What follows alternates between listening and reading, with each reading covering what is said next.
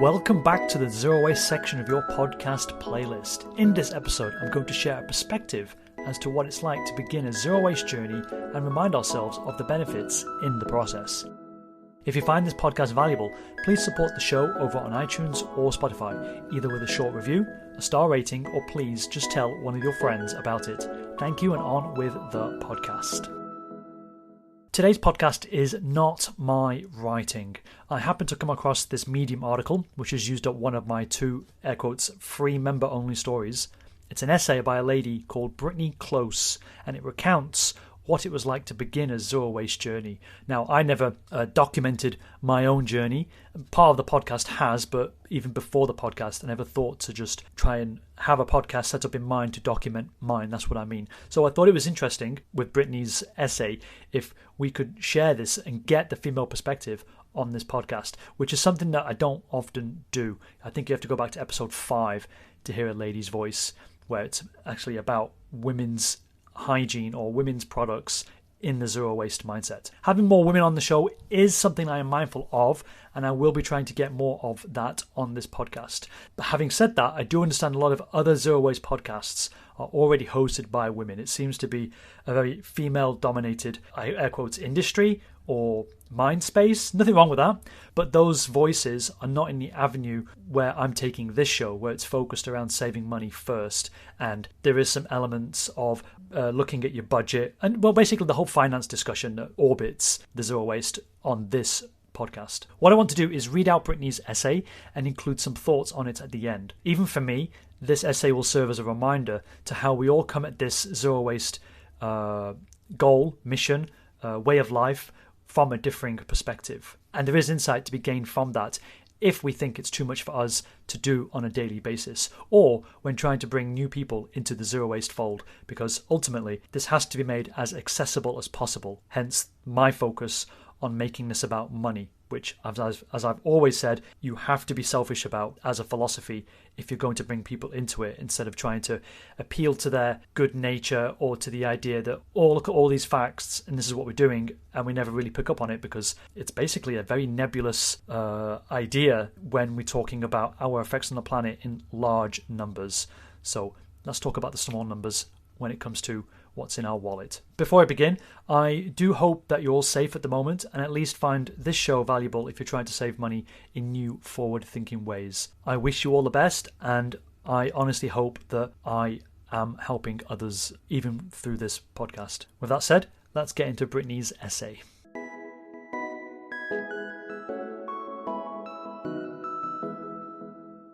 Titled, How Zero Waste Taught Me to Be Intentional with My Money, Time and Space. It doesn't have to be perfect.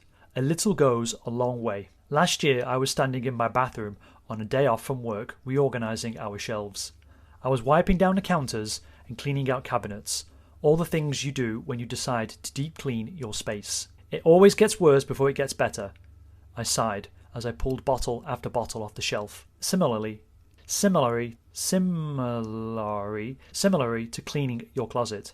I like to get everything out, look at it all, and decide what to do from there. The number of things we actually had was much higher, but to give you an idea, we had 6 bottles of shampoo, 3 bottles of conditioner, 9 different deodorants.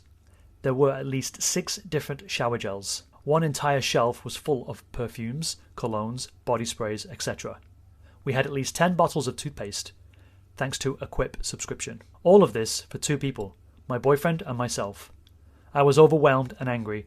It may not seem like much, but the shower gels, for example, 4 of those were given to me as a Christmas gift set, and the other 2 I bought because I didn't like the gels in the gift set. Talk about ungrateful. There were so many deodorants because my boyfriend and I used different brands, and I saw a 4-pack of my favourite on sale, so I bought it, even though I didn't actually need it. Many of the shampoos we acquired were given to me by my mum, who didn't like what she bought, and I didn't like them, so I bought the shampoo I did like. It was like our consumer culture hit me in the face. I was face to face with the hard reality of all the plastic waste we created and all the wasted money we had spent. That was before I even thought about all of the space it was taking up in our bathroom. What do we do with all this stuff? I admit, I texted my boyfriend in a bit of a frenzy, something like, "I never want to see any plastic again. The sea turtles are dying and so is our bank account and bathroom space. Do not buy anything, we have so much." I had heard about zero waste before, but I didn't think I could actually achieve it. I thought that zero waste meant that you don't consume or buy anything really, like an extension of veganism, and how could my boyfriend and I do that in our small town? I watched some YouTube videos to see the kinds of things zero waste people do. I watched some documentaries and I researched zero waste lifestyles online. The culture is intimidating. It feels like you have to do everything perfectly 100% of the time. I didn't want to be perfect. I just wanted to be better. My boyfriend and I went on a financial diet. One of our first and only rules when starting out was very simple. Use what you have. I didn't allow us to buy a single shampoo or conditioner until we had used every last drop of every last bottle we had. When we got to the end of our conditioner, I bought a conditioner bar. When we used all our shampoos, I bought us shampoo bars. We replaced our mouthwash with mouthwash tabs. And we cancelled the toothpaste in our Quip subscription. I'm glad this was our first major rule. It taught us to be much more intentional with our money. Would you rather buy a soap you love that feels like self-care every time you use it, or the pretty packaged shampoo that you probably won't like because it's on sale at Walmart? Having to use what we had and use what we hated has stopped our impulse buying right in its tracks. We didn't pick up another shampoo and conditioner set from the store, just in case, or because it was on sale. We started to love what we bought instead of loving to buy things. I admit, we had so much stuff that I had given several shampoos to my mother and boyfriend's parents. I filled a shoebox with perfumes and body sprays and gave it to my best friend. There was no way we could use all of it. I did force myself to keep quite a bit though, as punishment. We needed to be able to sit in the mess we made and also feel like we could get through it. Because my boyfriend and I did this together, we learned to say no to each other, ourselves and others. We are not perfect. We are still learning to be better and do better. Hell, it has been a year and we are still working through an abundance of products we've accumulated. We have become the couple that says, "Do we really need that?" Or, "Are you sure we don't have one of these already?" We have learned to communicate better because of this journey. I keep a list of all the products we've emptied now, and I wish I would have been doing so from the very beginning. Every time I add something to my empties list and replace it with a better product in its place, it is a huge sense of accomplishment. I encourage you to take a look around the room you are in and ask yourself if you really need everything in that room. How many candles do you have? How many bottles of water sit on your desk? How many pens do you have? Or, be like me and step into your bathroom. How many shampoos, conditioners, soaps, tubes of toothpaste are on your shelves? Use all of them. Then go forth and make a better decision, one product at a time. You don't have to follow all of the practices of zero waste to be part of this movement. You don't have to be perfect. You can be better. Every little decision counts.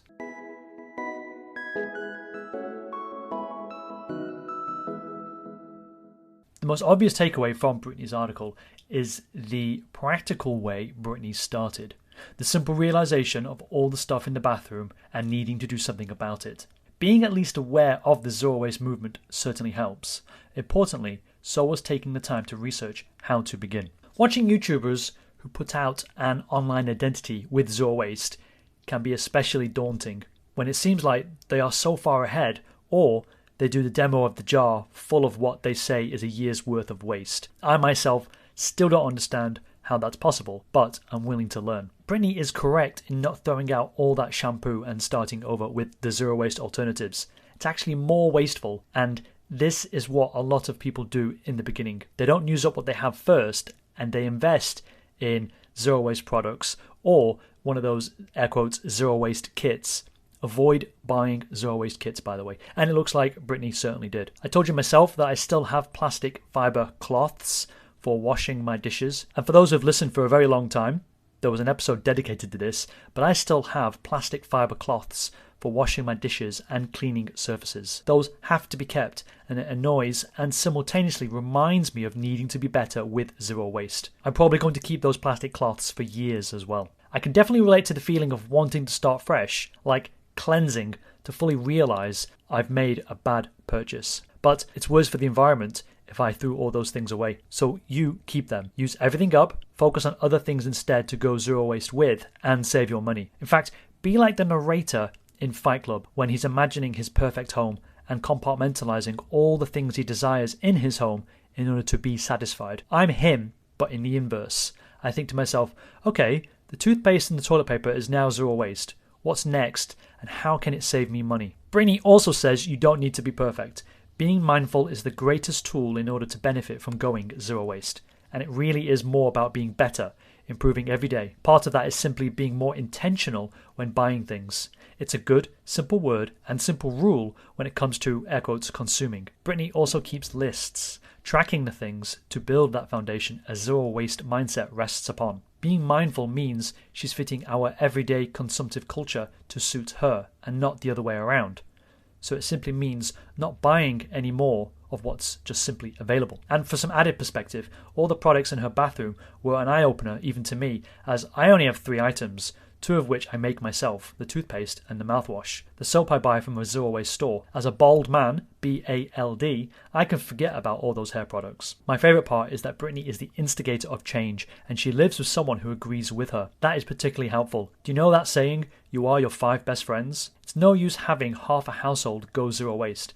The other person needs to contribute in some form for sure. Passiveness, however, seems enough in Brittany's case. I'm painfully reminded of this when I have Airbnb guests who readily buy everything in plastic, and during their stay there's an influx of plastic waste in my apartment. On the flip side, I hope my exposure to them makes them think in the future when they reach that turning point similar to Brittany's. Ultimately, everyone invested is on their own zero waste journey, and the article is a good reminder of its accessibility and varying degree of difficulty for newcomers. Acknowledging that allows us to take cues from one another to help not only ourselves but others. Start small, save a little, and build up from there to gain a lot, and hopefully have some fun along the way. And that's where we're going to end this podcast, on a high note, and hopefully it will set a trend for 2021. Thanks for listening. If you enjoyed this episode, please tell iTunes or Spotify about it. It's a helpful way to let the podcast grow and possibly get others to save their money. If you want to check out any of my other podcasts or my YouTube channel, please go to JonathanJK.com. And I want to give you a special mention to a new app called Repod. It's just for podcasts. Think Twitter and podcasts. And it's a great way to search for all your podcasts and listen to your podcasts and then talk about your podcasts. And you can leave comments and share them, and then people engage with everything focused around that P word I've mentioned so many times already. So please check it out. There's a link in the show notes.